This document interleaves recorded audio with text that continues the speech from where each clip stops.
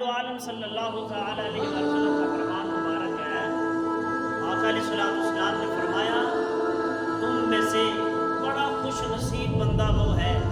جس نے نماز فجر کا ارادہ کیا، نیت کی اور نماز فجر کے وقت اللہ کے حضور کھڑا ہو گیا۔ یہ اللہ تعالیٰ کی طرف سے احسان ہے، کرم ہے، اس کا فضل ہے۔ اور نماز فجر مومن کے لیے اتنی بڑی خوشخبری ہے، سرکار دو عالم صلی اللہ تعالی علیہ وسلم نے فرمایا کہ بڑا خوش نصیب بندہ ہے جو نماز فجر کے اندر آ کر جماعت کے ساتھ نماز پڑھے۔ یقیناً جو شخص نماز فجر سے اپنی صبح کا آغاز کرتا ہے، اللہ تعالیٰ اس کو اپنی بارگاہ میں پسند فرما لیتا ہے، اللہ اس کو اپنی بارگاہ میں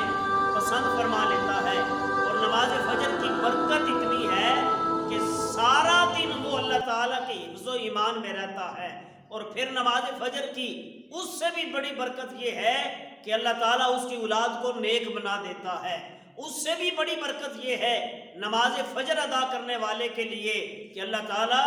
اس کے رزق میں برکت عطا فرما دیتا ہے، اس کے مال جان اولاد کے اندر برکتیں عطا فرما دیتا ہے۔ اور سب سے بڑی خوش بختی، خوش قسمتی یہ ہے، سرکار دو عالم صلی اللہ تعالی علیہ وآلہ وسلم نے فرمایا کہ